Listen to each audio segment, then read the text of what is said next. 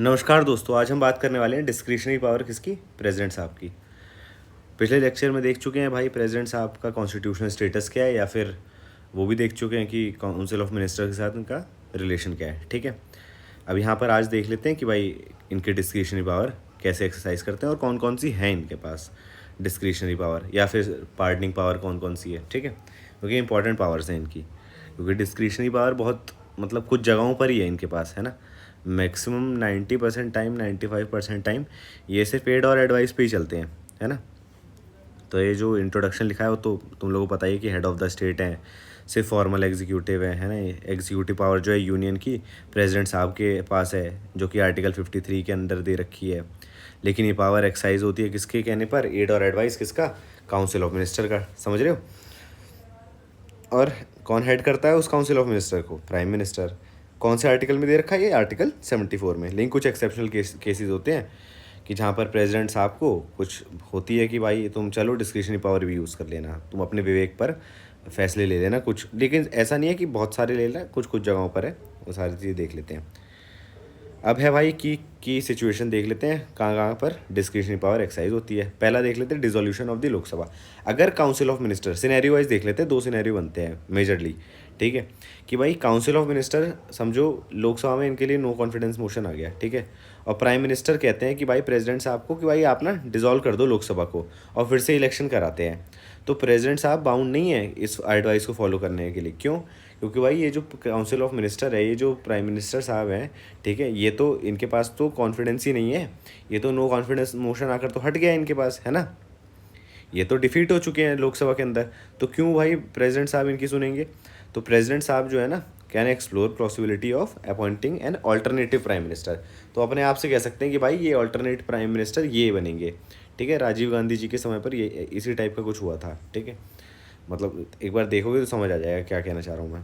ठीक है, कि ये कमांड कर सकते हैं मेजॉरिटी इन दी लोकसभा ऑल्टरनेटिव। फिर उनको बोलेंगे कि भाई तुम्हें बना तो दिया, लेकिन अब तुम दिखाओ अपनी मेजॉरिटी। जैसे कि प्री मैच्योर इलेक्शंस रुक जाएंगे। एग्जांपल क्या है भाई, अगर कोalition गवर्नमेंट कोलैप्स हो जाती है तो प्रेसिडेंट कह सकते हैं दूसरी पार्टी को कि भाई तुम आ जाओ, गवर्नमेंट बना के दिखाओ। अगर वो लोग बना देते हैं तो ठीक है, नहीं तो कोई बात नहीं, क्या ही करोगे।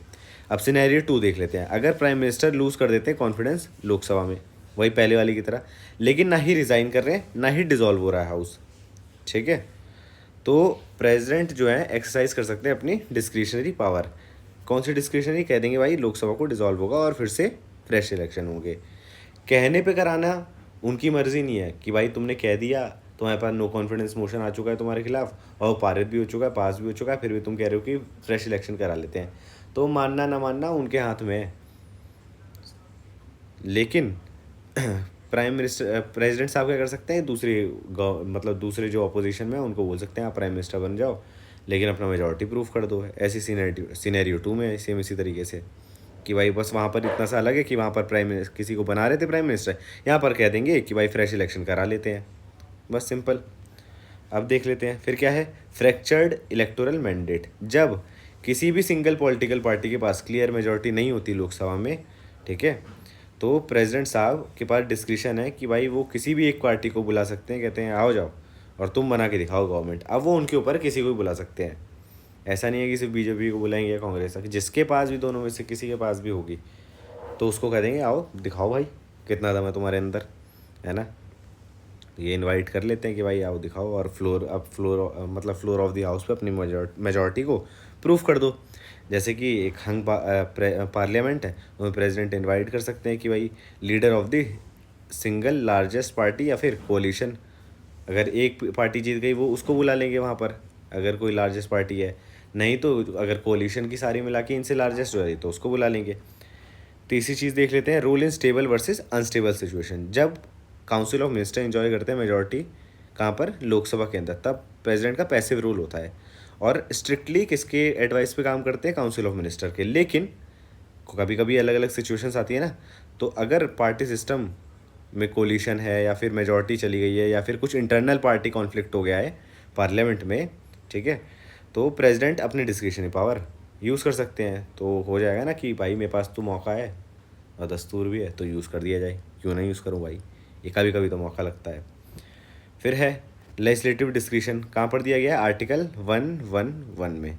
जब बिल को पास किया जाए दोनों हाउसेस के द्वारा, लोकसभा और राज्यसभा के द्वारा, तो कहाँ पर भेजा जाएगा उसके बाद साइन करने के लिए? प्रेसिडेंट साहब को। एसेंट कहाँ दे रखा है? आर्टिकल 111 में दे रखा है। तो अब प्रेसिडेंट के पास कौन कौन से ऑप्शन है देख लेते हैं। पहला तो है कि भाई साइन देकर उसे लॉ बना दे, सिंपल है, कोई इतना ड्रामा नहीं है इसके अंदर, और बहुत सीधी बात है कि साइन कर दिया, जो आया था देखा, साइन कर दिया, सही लगा, ठीक है, बढ़े आगे। दूसरा कर सकते हैं कि भाई मज़ा नहीं आया इसके अंदर, तो क्या कर देंगे? एब्सोल्यूट वीटो, मतलब विदहोल्ड कर दिया एसेंट को, बता कुछ नहीं किया है कि भाई मैं नहीं दे रहा साइन, ये बोल दिया उन्होंने, तो क्या हो गया? एब्सोल्यूट वीटो हो गया, और ये काफ़ी रेयरली यूज़ होता है। तीसरी चीज़ कौन सी है? रिटर्न कर देते हैं बिल पर, मतलब रिकन्सिडर करने को कहते हैं पार्लियामेंट को, कि भाई फिर से रिकन्सिडर कर लो, कि मैं भेज तो रहा हूँ तुम लोगों के पास, लेकिन बार देख लो सही पारित हुआ है या नहीं हुआ है, तुम लोगों ने कुछ गलती तो नहीं कर दी है इसके अंदर। लेकिन बात इसके अंदर एक कैच ये है, इसे कहते हैं सस्पेंसिव वीटो, लेकिन कैच ये है कि अगर पार्लियामेंट फिर से पास कर देती है सेम बिल को अमेंडमेंट के साथ या फिर बिना अमेंडमेंट के, तो प्रेसिडेंट साहब कॉन्स्टिट्यूशनली बाउंड हो जाते हैं एसेंट देने के लिए, ठीक है। एडिशनली कॉन्स्टिट्यूशन ये स्पेसिफाई नहीं करता कि क्या चीज़ स्पेसिफाई नहीं करता? टाइम लिमिट, कि प्रेसिडेंट साहब को कितने समय के अंदर उस बिल पे एक्ट करना है, समझ रहे हो? कि जब टाइम लिमिट ही नहीं दे रखा, तो इससे क्या हो जाएगा? प्रेसिडेंट साहब कहेंगे अरे कर दूंगा, अरे कल कर दूंगा, परसों कर दूंगा, तो इससे क्या हो जाएगा? पॉकेट वीटो हो जाएगा। इस वजह से बिल जो है पेंडिंग रह जाएगा बिना कोई एक्शन लिए, है ना। ये कब हुआ था? 1986 में प्रेसिडेंट ज्ञानी जेल सिंह जी ने यूज़ किया था ये पॉकेट वीटो। कौन से एक्ट में यूज़ किया था? जो एक्ट मतलब कौन से बिल में यूज़ किया था? एक्ट तो तब बनता है ना जब प्रेसिडेंट साहब साइन कर दें। तो Indian post office amendment bill, जो आज तक कभी इनेक्ट ही नहीं हुआ। इस बिल के बारे में पढ़ोगे तो मज़ा आएगा, पढ़ के समझ जाओगे क्या क्या क्यों इन्होंने ऐसा किया और क्यों ये ज़रूरी था इनका ऐसा करना। एक्सप्लेनेशन दे रखी है, ये अभी पढ़ लेना, इतना कुछ वैसा है नहीं, है ना। फिर आ जाते हैं president as a titular head. जो भी कहता हूँ पढ़ने का तो पॉज करके एक बार पढ़ लिया करो, देख लिया करो। तो under the Indian constitution president साहब जो है क्या है? हेड ऑफ़ द स्टेट, लेकिन हेड ऑफ़ द गवर्नमेंट नहीं है। हेड ऑफ़ द गवर्नमेंट कौन होता है भाई? प्राइम मिनिस्टर साहब। रियल एग्जीक्यूटिव पावर किसके पास है? काउंसिल ऑफ मिनिस्टर के पास है, हेडेड बाय प्राइम मिनिस्टर, ठीक है। ये सारी चीज़ तो पहले ही बता चुका हूँ कि भाई सिर्फ टाइटुलर हेड है, तो इतना कुछ फिर से रिपीट करने का बनता नहीं है। ये पहले का लेक्चर देख लोगे तो खुद ही समझ आ जाएगा, नहीं देखोगे तो भाई पढ़ लेना है ऐसे, और क्या बोलूँ, क्योंकि पहले तो बहुत ज़्यादा देर इन्हीं चीज़ों पे बात हो चुकी है पहले भी। तो एग्जीक्यूटिव पावर आर्टिकल 53 में दे रखी है। एग्जीक्यूटिव पावर किसकी? यूनियन की। कहाँ पर होगी? प्रेसिडेंट साहब के पास होगी। कैसे एक्सरसाइज होगी? काउंसिल ऑफ मिनिस्टर की एड एंड एडवाइस पे होगी। ये एड एंड एडवाइस वाली बात कहाँ दे रखी है? मतलब हेड वाली बात कर दे रखी है, council of minister through the prime minister as per article 74 clause 1 में दे रखी है। प्रेसिडेंट साहब एक्ट करेंगे एड और एडवाइस पर, किसके? काउंसिल ऑफ मिनिस्टर की, ऑलमोस्ट ऑल मैटर्स, जब तक या तो डिस्क्रिशन ना हो या तो एक्सप्लिसिटली ना हो, ऐसी कोई चीज़ ना हो। फॉर्मल रोल है, सिंपल बात है। क्या क्या फॉर्मल रोल है भाई इनके पास? कि भाई साइन कर दो बिल पर, इशू कर दो ऑर्डिनेंस। ऑर्डिनेंस भी इशू ऐसे नहीं कर सकते मेरी मर्जी है कि भाई पार्लियामेंट सेशन में नहीं है तो अपनी मर्जी से कोई ऑर्डिनेंस इशू कर दूंगा। सरकार कहेगी तभी ऑर्डिनेंस इशू होगा, समझे। फिर है अपॉइंटिंग की ऑफिशियल जजेस को अपॉइंट करना, गवर्नर को अपॉइंट करना, ये भी काउंसिल ऑफ मिनिस्टर ही बताते हैं कि भाई तुम कर दो ये काम। एक मिनट रुकना यार, पानी पी लूँ, प्यास लगी।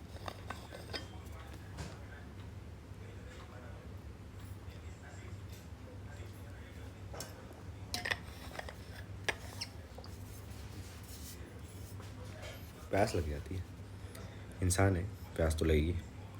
तो इसका भी एक्सप्लेनेशन दे रखा है, पढ़ना हो पढ़ लेना। एक्सेप्शन बता देता हूँ कि भाई पहले वही डिस्क्रिशन, जैसे हंग पार्लियामेंट हो गई, लॉस ऑफ मेजॉरिटी हो गई, तो इन सब सिचुएशन में होता है। अब आते हैं मज़ेदार चीज़ पर, यह है पार्डनिंग पावर। लेट के क्या देख रहा भाई, उठ के देख। पार्डनिंग पावर आर्टिकल 72 की, मतलब भाई पार्डनिंग पावर क्या होती है? माफ़ी जो तुम मांगते रहते हो अपने आप से कि मैं क्यों ये सब चीज़ें कर रहा हूँ। पार्डनिंग पावर प्रेसिडेंट साहब की कहाँ दे रखी है यार? 72 में दे रखी है क्या? एक सेकंड रुकना, मैं चेक कर लूँ, मैंने कहीं आर्टिकल गलत तो नहीं लिख दिया भाई। एक सेकंड रुकना भाई, कौन सा आर्टिकल है? ठीक है, सही लिखा मैंने, ठीक है। अब मैं गलती कहाँ करता हूँ, कर देता हूँ यार। पार्डनिंग पावर प्रेसिडेंट साहब की कहाँ दे रखी है? आर्टिकल 72 में दे रखी है, समझ गए। अब स्कोप देख लेते हैं किस किस का। पार्डनिंग पावर का। मतलब अंडर आर्टिकल 72 में क्या क्या चीज़ें दे रखी हैं। ग्रांट कर दो पार्डन, कि भाई पार्डन मतलब कि जाओ मौज काटो, यही याद रखना, जाओ मौज काटो मतलब कंप्लीटली एब्जॉल्व कर दिया है पर्सन को। उसको कोई भी पनिशमेंट हो रखी हो, कोई भी ऑफेंस में कुछ भी चीज़ हो रखी हो, अगर प्रेसिडेंट साहब ने बोल दिया पार्डन तो पार्डन। पार्डन मतलब जाओ यार, कोई दिक्कत नहीं है यार, मौज काटो, बच्चे हो, गलती हो जाती है। दूसरा, ग्रांट कर देते हैं अगर रिप्राइव। रिप्राइव मतलब कि भाई टेम्परेली सस्पेंड कर दिए सेंटेंस को, क्योंकि फर्दर इन्वेस्टिगेशन होनी है, कोई कंसीडरेशन आ गया है, इन सब चीज़ों के चक्कर में। तीसरा क्या है, रिस्पाइट। मैं तो ऐसे कर रखा है, रिप्राइव और रिस्पाइट में थोड़ा कन्फ्यूजन हो जाता है। तो रिस्पाइट में एस पी आ रहा है ना, RESPITE। तो SP से मैं स्पेशल याद रखता था, मतलब कुछ स्पेशल सर्कमस्टांस हो गए, जैसे हेल्थ की वजह से हो गया, या फिर कोई महिला प्रेग्नेंट है इस वजह से हो गया, तो रिड्यूस कर देता है severity of the punishment. Temporarily है अभी, लेकिन स्पेशल सर्कमस्टांसेस में, ठीक है। फिर है रेमिट कर दो, रिड्यूस कर दो sentence without altering it's nature. अगर 7 साल की है सज़ा तो रिमिशन पे भेज दिया ना, रिमिशन बोलते हैं इसे, रिमिट को रिमिशन भी बोलते हैं। कंफ्यूज मत होना कि भाई रिमिशन क्या है, कहीं किसी किताब में रिमिट लिखा होगा, किसी में रिमिशन लिखा होगा। रिमिशन तो मैंने ऐसे याद कर रखा है, फिर से मिशन पे भेज दिया, लेकिन अब हल्का मिशन है। पहले 7 साल की सज़ा हुई थी, अब 5 साल की कर दी उन्होंने, कि ठीक है भाई कोई बात नहीं यार, तुम 7 साल काटने वाले थे, 5 साल कर दो। 5 है कम्यूट। कम्यूट मतलब एक जगह से दूसरी जगह कम्यूट करता है ना आदमी, तो चेंज कर देता है जगह को, वही हो गया change the nature of the punishment. जैसे कि डेथ सेंटेंस को कन्वर्ट करके लाइफ इम्प्रिजनमेंट बना देना। छठी चीज़ है भाई कि सस्पेंड कर दिया। सस्पेंड मतलब जैसे इंसान सस्पेंड हो जाते हैं कुछ समय के लिए, होता है ना, कॉलेज से हो जाते हो, स्कूल में हो जाते हैं, वैसे ही कुछ समय के लिए टेम्परेरी हॉल्ट लगा दिया एग्जीक्यूशन ऑफ सेंटेंस। बस सिंपल। अब देख लेते हैं केसेस कहाँ कहाँ पर पार्डनिंग पावर अप्लाई होती है। प्रेसिडेंट साहब एक्सरसाइज करते हैं इस पावर को कब, अगर कोर्ट मार्शल केस हो, ठीक है, डेथ सेंटेंस हो, ठीक है, या फिर ऑफेंसेस हो अगेंस्ट यूनियन लॉज। याद रखना क्या चीज़, central laws, union laws. Governor किसके करते हैं, स्टेट लॉज। तो crimes related to matters under the union executive authority, जैसे कि IPC हो गया, BNS हो गया, इन सब के। कोर्ट मार्शल तो पता ही है, मिलिट्री, जब मिलिट्री में ट्रायल होता है तो वहाँ पर कोर्ट मार्शल वगैरह अगर हो गया है तो उसके लिए ये कर देते हैं पार्डनिंग पावर। क्या गवर्नर के पास है कोर्ट मार्शल वाली पावर? नहीं भाई। डेथ सेंटेंस वाली है? नहीं भाई, ये डेथ सेंटेंस भी नहीं है, कोर्ट मार्शल वाली भी नहीं है। किसके पास? गवर्नर साहब के पास। तो इनके पास ज़्यादा बड़े आदमी है तो बड़ा पावर तो लिए बैठेंगे भाई। Process of exercising pardoning power. President साहब एक्ट करते हैं किसकी एडवाइस पर? Home minister. किसकी? Acts on the advice of home minister as per article 74 clause 1 and does not take independent decisions. ये जो आर्टिकल्स कहता हूँ भाई पढ़ लेना। तो प्रेसिडेंट साहब एग्जामिन करते हैं मेरिट ऑफ द केस, कर सकते हैं, लेकिन करते हैं क्या? नहीं करते हैं। मैक्सिमम जो केसेस होते हैं ना, उसमें प्रेसिडेंट साहब ये नहीं करते कि भाई पूरा मेरिट उठाया कि अच्छा पूरी सुनवाई हुई, ये सब नहीं होता है। नहीं होता ये सब चीज़ें, ये सब जुडिशरी काम है। वो देखते हैं कि भाई होना चाहिए, इसको मिलना चाहिए, नहीं मिलना चाहिए, ये सारी चीज़ें। बस इतना ही है और कुछ नहीं है। तो प्रोसेस जानने का, प्रोसेस पढ़ लिख दिया है, बता भी दिया है, याद नहीं करने की ज़रूरत है, इतना इंपॉर्टेंट चीज़ है नहीं। President can examine merit of the case including evidence circumstances, कि भाई रिलीफ देना भी चाहिए कि नहीं। और वो कहाँ पर कहा गया था? कहर Singh versus union of India 1989 का केस है। President can not act unilaterally without consulting the council of minister. कहाँ पर दिया था ये वाला?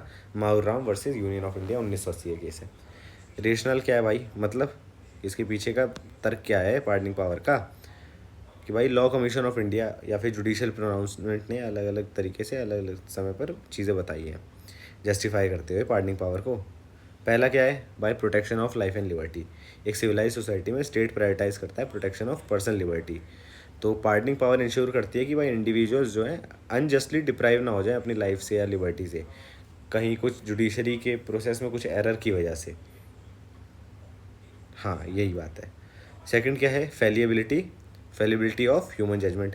कई बार कोर्ट्स होती है मिस्टेक कर सकती हैं कुछ चीज़ों पे, कई बार फैक्ट्स प्रेजेंट नहीं होते ढंग से, ठीक है, या फिर हो सकता है कि नए फैक्ट्स इमर्ज हो जाएं, या फिर हो सकता है कि कुछ अलग ही चीज़ निकल के आ जाए, या फिर post sentencing development that warrant reconsideration. Example की कन्विक्ट कर रिफॉर्मेशन हो गया, ये सारी चीज़ें।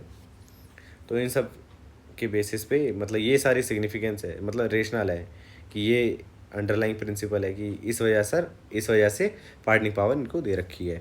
या फिर एग्जीक्यूटिव का ओवरसाइट। द पार्डनिंग पावर है vest in the highest dignitary of the state, जो कि है प्रेसिडेंट साहब, जो स्क्रूटनाइज कर सकते हैं जुडिशियल ऑर्डर्स को, इन सब चीज़ों को।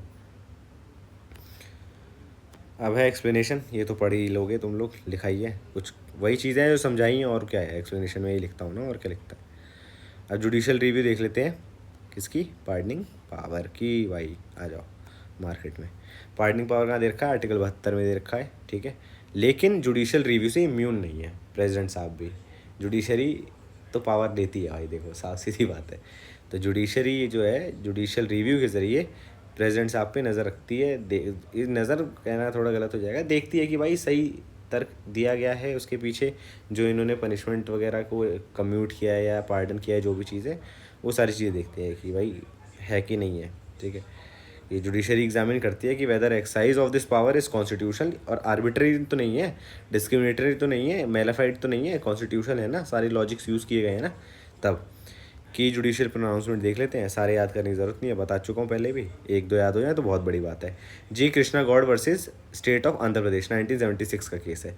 सुप्रीम कोर्ट ने कहा कि भाई पार्डनिंग पावर जो है एक्सरसाइज की जाती है to promote justice and the wellbeing of the community, while the power is beyond the regular judicial process it must be exercise in good faith, ठीक है भाई। Kehar Singh versus union of India में, Kehar Singh versus union of India 1989 का case है। Supreme court ने clarify किया कि president की पार्डनिंग पावर जो है सब्जेक्टेड टू है जुडिशियल रिव्यू। इंपॉर्टेंट केस है ये दोनों वाले, कैर सिंह और मारूराम। पहले वाला तो भले याद ना हो, लेकिन ये दोनों तो याद होने चाहिए, क्योंकि इसमें डायरेक्ट तंज कसा गया है, बातें बताई गई है। फिर है कोर्ट एग्जामिन कर सकती है प्रेसिडेंट के डिसीजन को। कोर्ट क्यों अपनी पावर छिनवाई यार, तो प्रेसिडेंट के डिसीजन को भाई कर सकती है कि भाई कॉन्स्टिट्यूशन लिमिट में है ना, ऐसा ही इन्होंने ही तो गलती नहीं कर दी। ये आप पार्डनिंग पावर आई थी कि भाई जुडिशरी ने कोई गलती नहीं कर दी, अब जुडिशरी बता रही है कहीं पार्डनिंग पावर में तो गलती नहीं करती। तो फिर है ऐसी मारूराम वर्सेस यूनियन ऑफ इंडिया 1980 का केस है। इनको कहा गया कि भाई पार्डनिंग पावर जो है कॉन्स्टिट्यूशन रिस्पॉन्सिबिलिटी है और आर्बिट्रली यूज़ नहीं करना चाहिए, सिंपल सीधी बात है। ग्राउंड देख लेते हैं किसका, जुडिशियल रिव्यू का। कोर्ट जो है इंटरवीन करती है अगर पार्डनिंग पावर एक्सरसाइज हो, कब, आर्बिट्रेली एक्सरसाइज कर दी गई, कोई रेशनल नहीं है, कोई बायस, मतलब रेशनल बेसिस नहीं है, कोई रीजनिंग नहीं है, बायसनेस हुई थी उसके अंदर इस सारी चीज़ों की वजह से, या फिर इरेलीवेंट है कि based on consideration unrelated to the case, case से बिल्कुल अलग चीज़ पता चली है और उस बेसिस पे इन्होंने इरेलीवेंट है वो सारी चीज़ें जो भी पता चली हैं उसके बेस पे इन्होंने कर दिया है, जो भी अपना पार्डनिंग पावर यूज़ कर लिया है। डिस्क्रिमिनेटरी है कि भाई कुछ लोगों को बोल दिया है तुम लोग, इन लोगों सेम केस है, किसी को बोल दिया कि भाई ठीक है तुम्हें पार्डन कर दे रहे हैं लेकिन बाकियों को नहीं किया है। या फिर मेलाफाइड इंटेंट है, फॉर एग्जांपल पॉलिटिकल वेंडेटा या फिर फेवरेटिज्म, कि भाई ठीक है अपना बंदा है यार माफ़ करो इसे, बस इतना ही है और कुछ भी नहीं है। अब क्या करोगे, प्रीवियस ईयर क्वेश्चन उठाओगे, फिर क्या करोगे भाई, बस ये सारा कंटेंट उसके अंदर डालने की कोशिश करना, ठीक है। चलो बाय।